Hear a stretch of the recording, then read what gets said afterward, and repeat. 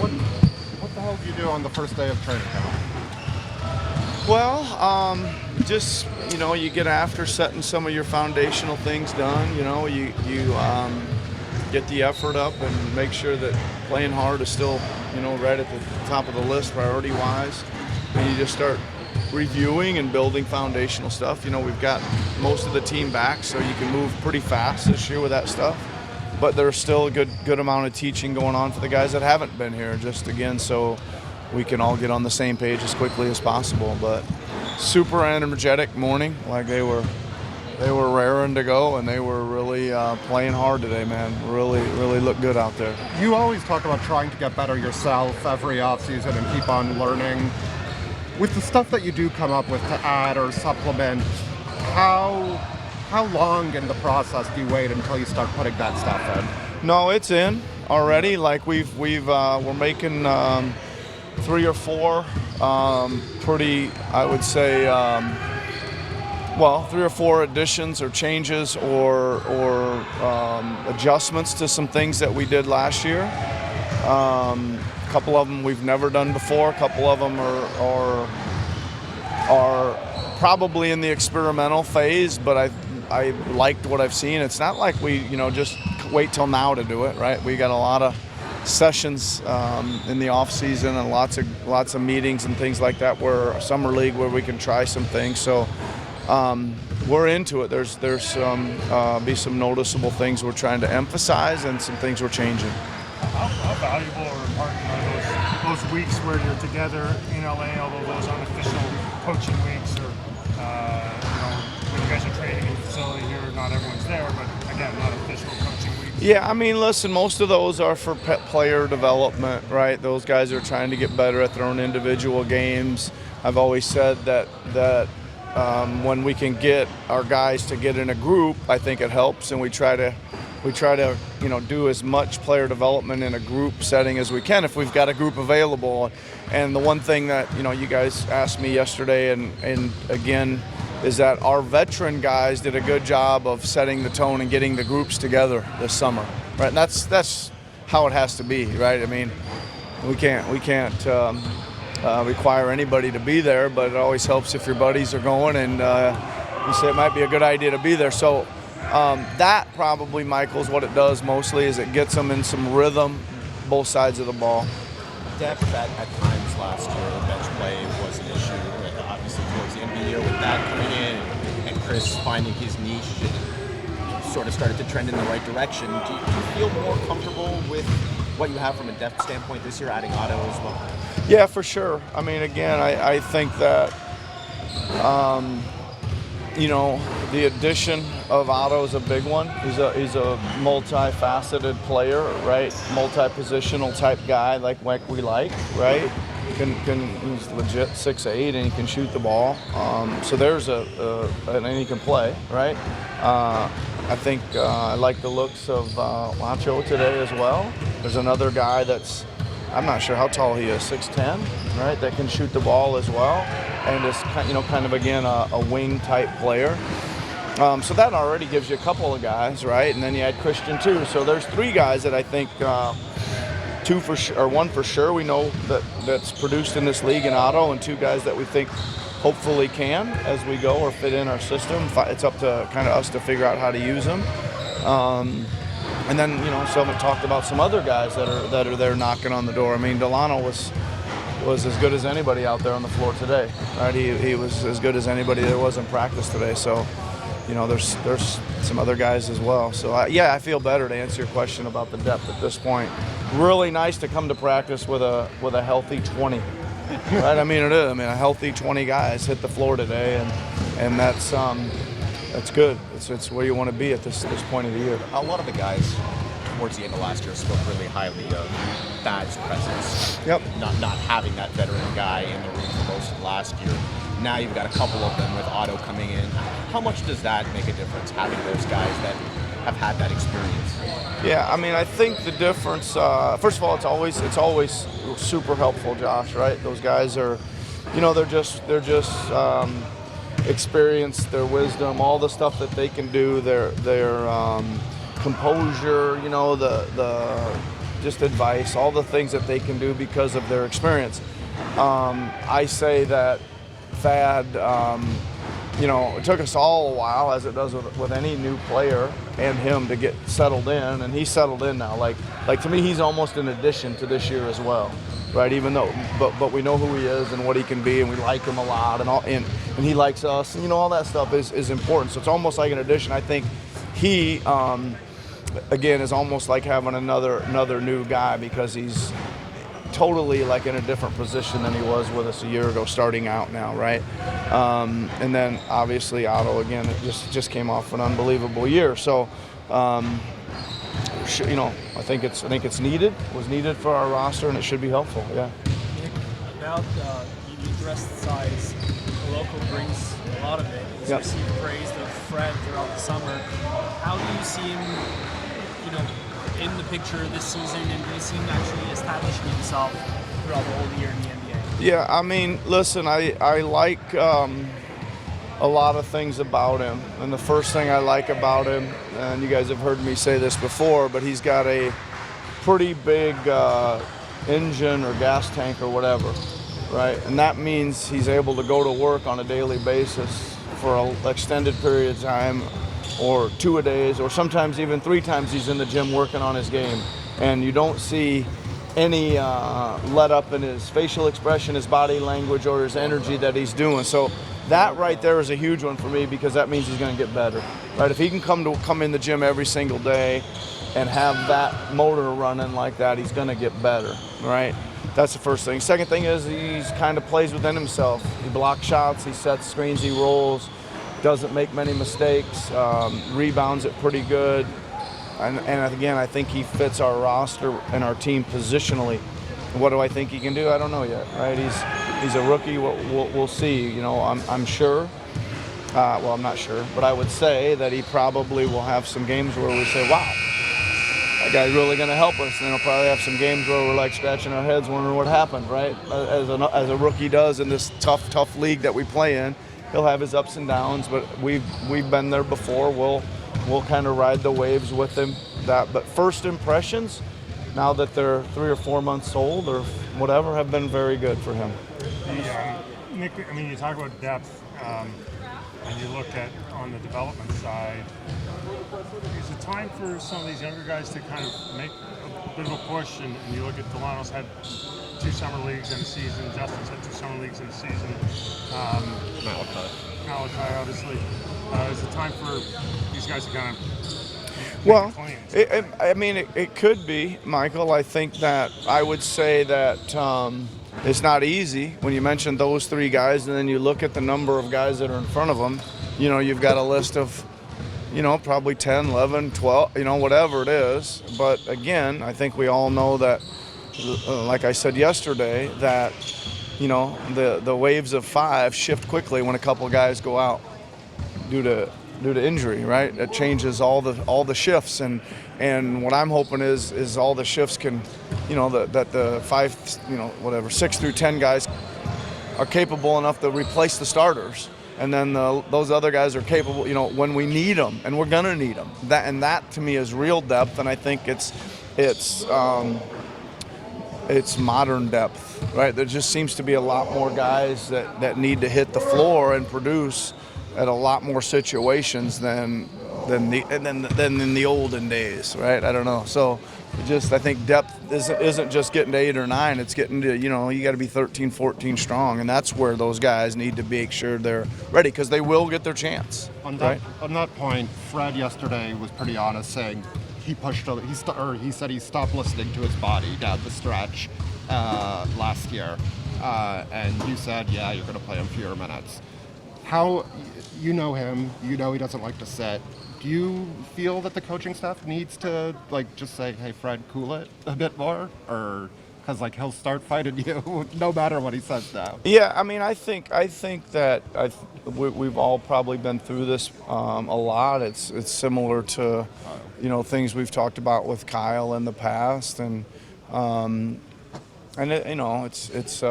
it's not easy, right? When you got a super competitive guy who's playing great and he wants to play, to to rest him, just say, oh, sorry, it's your rest time.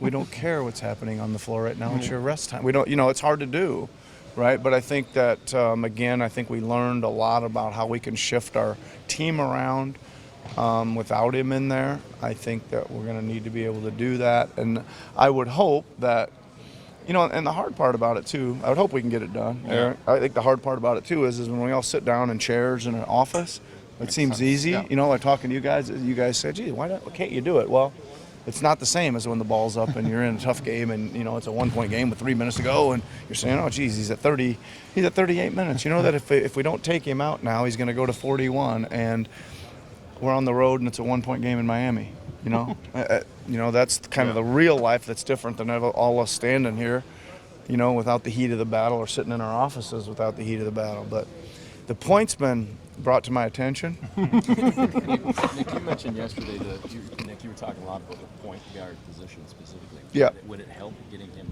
off the ball sometimes? He's going to play off the ball a lot.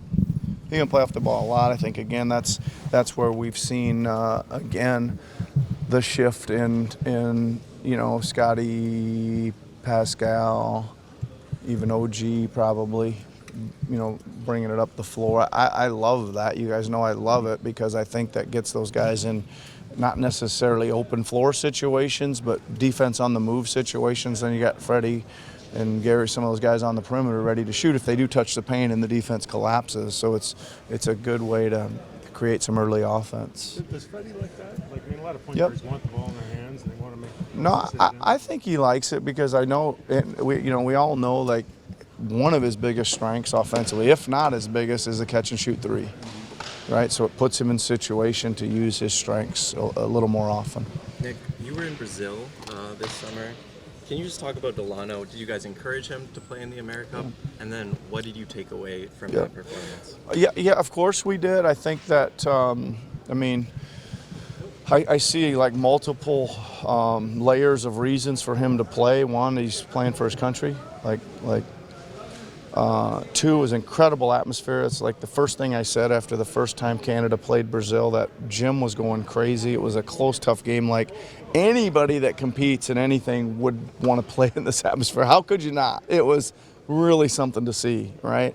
So those things are good. But I knew that there was going to be some structured practice, right, with Nate Mitchell, one of our assistants for the Raptors, coaching it.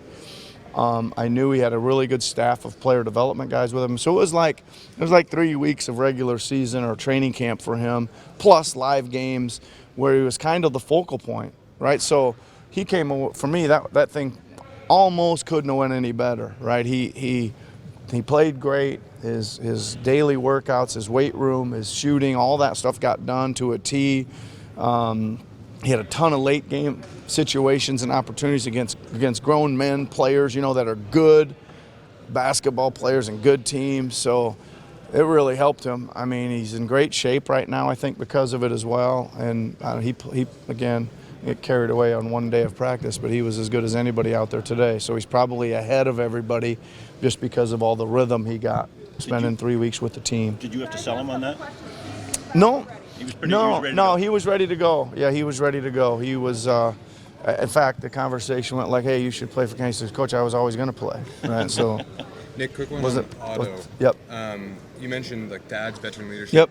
Did Otto come in here with like that playoff championship shine, or is he kind of deferred to the? No, Otto's a really good just basketball player, right? He does the right things. He's in the right spots. The ball gets swung around and kicked to him. He makes the three.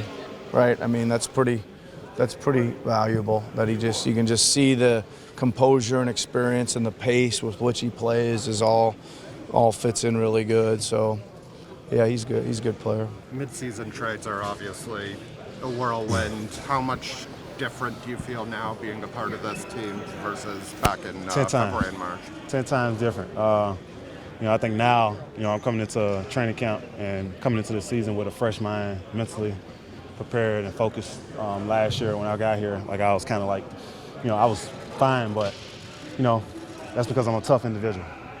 But mentally burnt out, just for the simple fact of I didn't play the first half of the season, and I spent a lot of time conditioning myself and burning myself out to try to be ready for the second half of the season. And then I think when I got here, I wasn't able to really play to my full potential and my full reach. So now I get a fresh mind, fresh start. To come to training camp to really figure everything out in the beginning, and also like I had some time last year to kind of play with the guys, so I have a great feel for who plays what, how they kind of play, and what they kind of do. So I'm very happy to be back with this team. That was one of the big determining factors, just coming back to a situation that I was familiar with.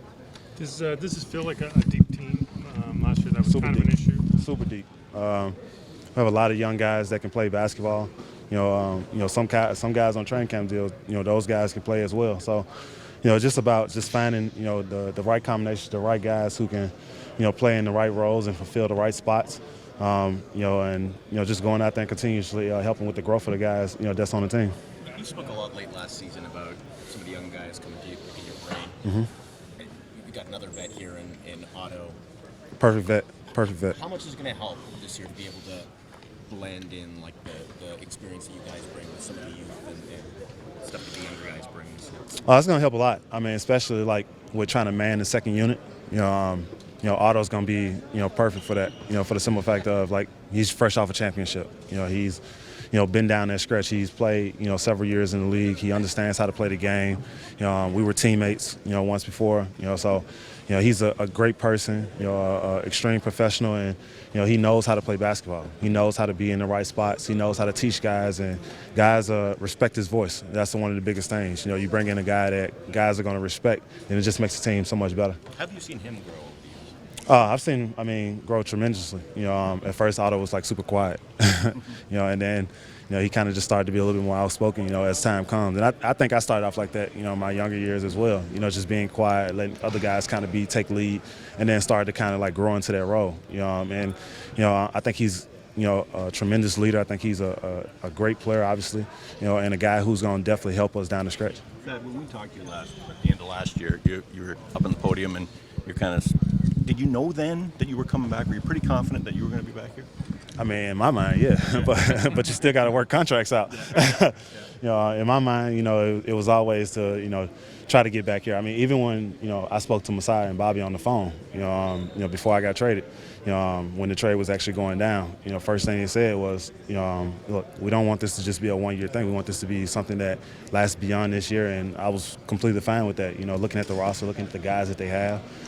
Understanding that, this is a situation that, we're all going to continuously grow together, and this is something that we're all for. But one thing about Bobby and Masai is, like, those are guys who really care about the guys that's on this team. They care about the families, not just the guys, and they want everybody to work on one accord because it makes us a better franchise and makes us a better organization and a better family. Does being on a very deep team help a veteran know you don't have to play 30 minutes a night, you got to play 12 or 14? Helps a lot. Yeah, like you and Otto. You realize what the load's going to be. Does it help that in getting ready for a year? Yeah, for sure. I mean, me and Otto are just guys that's like stabilizing forces, right? Yeah. Guys who can come in, kind of keep everything stable from what the first unit is doing, make sure that, we're facilitating and not giving up leads, but, building onto leads or keeping leads where they are, and just kind of like not letting the game get out of hand, and just bringing that savviness to the group of guys that's going to be out there with us. But it definitely helps us, as individuals because, we're in the latter parts of our career. I'm in year 16. I forgot what year Otto's, probably 10 or 11, right? Something like that.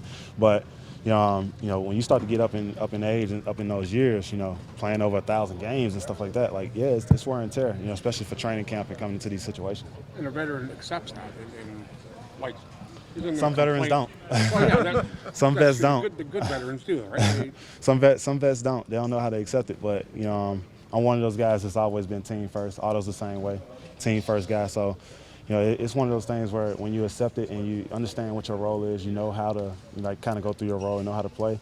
It just helps you. It helps the team, helps you, and when everybody's like eating together and everybody's winning together, it's all fun. Thanks, I appreciate it. Correct me if I'm wrong. You wouldn't have gone to LA and done those Rico Hines runs with all those guys. I went up there for the first week that they did it. I played 1 or 2 sessions and then, I had to pull that vet card. I was gonna say, at what point is it a point of diminishing returns for that kind of stuff? I mean, it's honestly like anytime you're on the court playing basketball, it's great.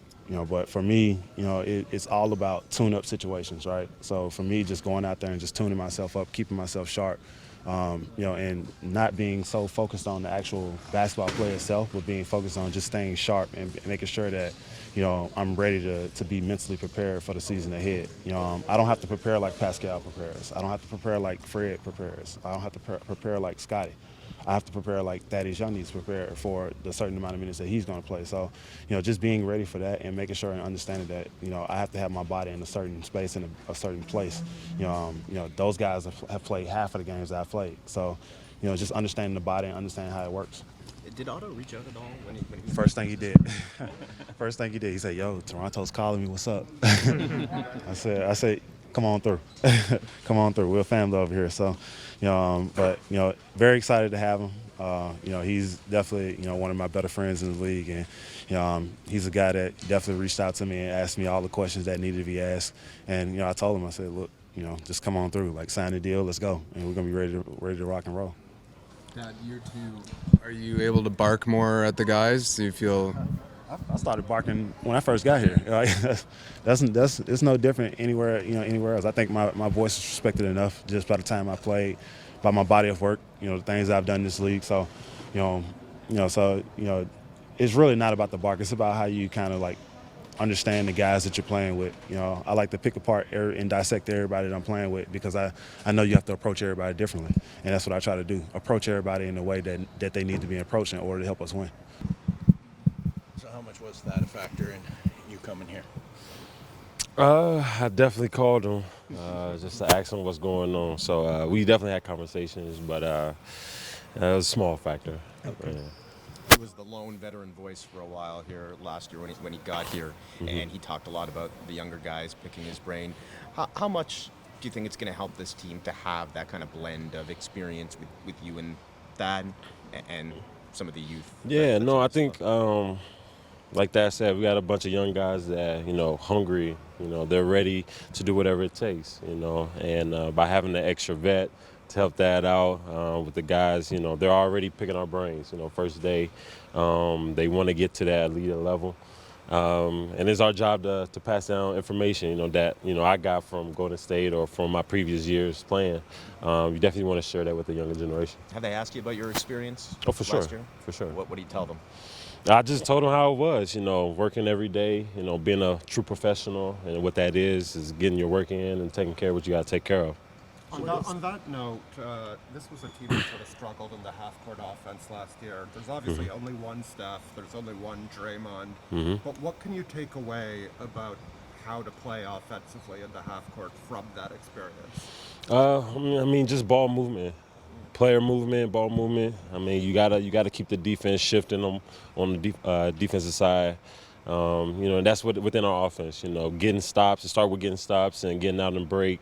When we do get in the half court, it's just about taking our time, getting to our spots, moving. Just continue to move the ball. As a guy who's not as ball dominant as some of the other guys on the team, how do you show that? Is that just by your own movement, or is it by making the next pass? Like, how do you sort of help that process along on the court? Our coach, he emphasized, attacking, attacking mentality. You get an edge on defense, explore it to create for yourself or create for others. And that's what we're going to do this year. You see a lot of philosophical similarities between Toronto and Golden State, the way they play? Yeah, especially defensively, all over the place, switching a lot. With this lineup, very versatile. Anybody that comes in, can play all positions pretty much, and that's going to help for sure. How about organizationally? Similarities between Golden State and Toronto, the way the organizations run themselves. It's high class organization. They take pride in what they do here. Big reason why I came here. But yeah. Leadership sort of sets a standard for, management sets a standard for the way the players comport themselves, and I presume it was the same way in San Francisco. Yeah, it starts from the top. And then it trickles all the way down to the players, all the way down to everybody that's stepping on the court. So it's amazing to be a part of the Toronto organization. I think they're definitely high class, bunch of great characters. great guys. Happy to be here. Does this feel like a deep team to you? Like when you kind of look at who's on the floor so far, and Definitely. I mean, we got depth. You know, we got depth. What the guys were able to do last year, they want to build on it, and we can definitely do that. Otto, you called Toronto a high-class organization. When you were a Washington Wizard earlier in your career, maybe it wasn't seen as such a high-class organization as it is now. What have you kind of seen change with the way that the org is viewed within the league, and kind of with you as a free agent making that decision to come here? I mean, Toronto always wanted to grow. You know, they continue to grow. You know, they got newer guys in, you know, every year trying to get better. You know, the guys that they had stepped up in big ways, you know, and it shows today. you've seen a lot of good young players come and go in this league. And any early impressions on Scotty? I mean, it's only been one workout, but anything that jumped out? No, I've been working out with him all summer. So, no, very talented, very smart player. You know, he's the future of here. He's gonna do all right for himself. He's a hard worker. He's first one in the gym, you know, every day. You know, so he's gonna be all right. When you say a smart player, like how do you kind of assess that? What jumps out at you, especially with a guy who's so young? Attention to detail, believe it or not. You know, at his age, he's seen a lot of basketball. So just little things he do on the court is like, you know, at his age, you're not supposed to know that. You know, so he's a step ahead. Just like knowing when to hold the screen or slip it, or. I can't really put a T on it, but just being out on the court with him and playing against him, he has knowledge of the game. Feels easy? Yeah. Otto, do you get a sense with this training camp in Victoria, exhibition games in Montreal, Edmonton, do you get the sense this is a team with a national following, not just a city following? Oh, definitely national following, definitely. It's very unique. You know, I've never been a part of that, so just to be here, it's a blessing.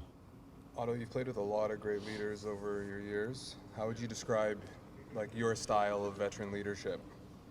From what I've seen is just lead by example. You know, that's the biggest thing. The head guys put in the work, you know, and that's where it starts. You know, young guys see the older guys putting in more work than them, you know, something's not right. Yeah. So that's just by leading by example. You mentioned that time you spent with Scotty in the summer. Did your summer change because you switched teams? Did it become a little more intensive? Yeah, I mean, because I went far in the summer, it was a little different. But I was able to just pick right back up where I left off. So. And how did that work out with Scotty? Is that an agent thing, or is that a? No, that's just us getting together in Vegas, summer league, stuff like that. So. Got it.